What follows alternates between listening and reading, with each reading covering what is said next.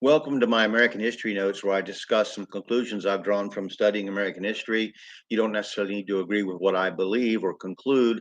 You might even convince me of an error I've got. But whatever your opinion is about what I say, you do need to know about the events that I'm discussing and the people and the places to be conversant in American history.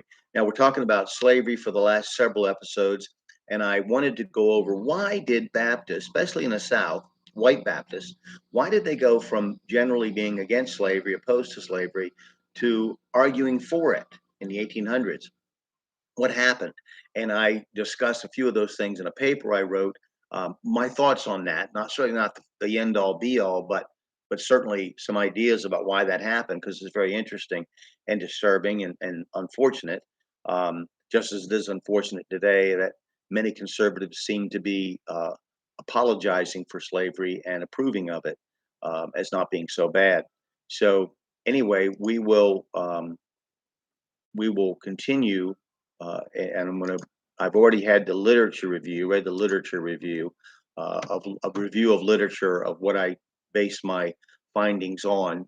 So we're going to talk about something about today about Baptist history to get some context, so we can go on and draw our conclusions.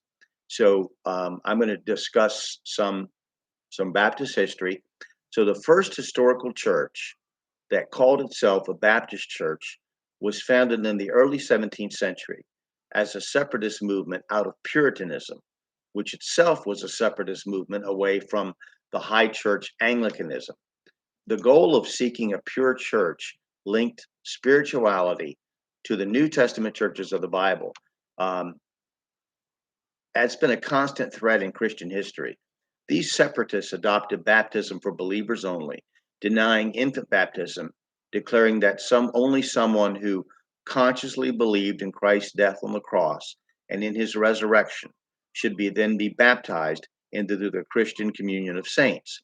The first Baptist churches were founded in England and Holland by English exiles and sprang up also in Wales and then to a lesser extent in Scotland.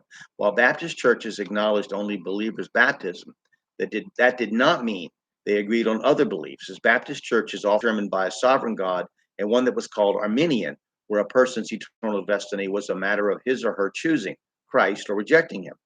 Baptists, and you can get this information also from Kenneth Scott Latourrette's Christianity Revolutionary Age and Robert B. Simple's From the Commencement of Legal Persecution to the Abolition of the Established Church in a History of the Rise and Progress of Baptists in Virginia. That's a book it was in.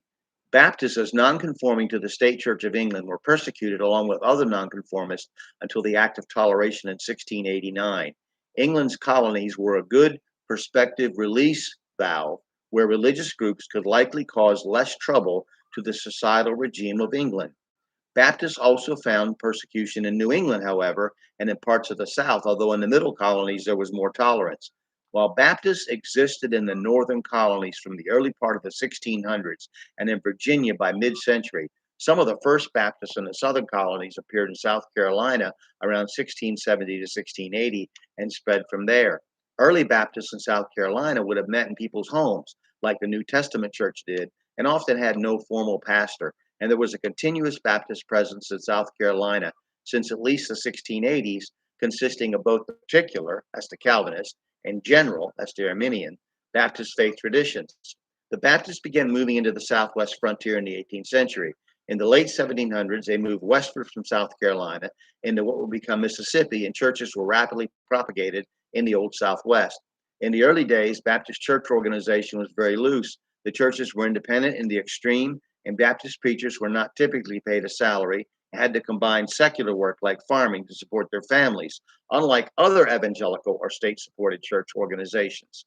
Early Baptist preachers also lacked authority within the congregation to make important decisions and competed with other non salaried pastors within the congregation for influence in laity ruled church organizations.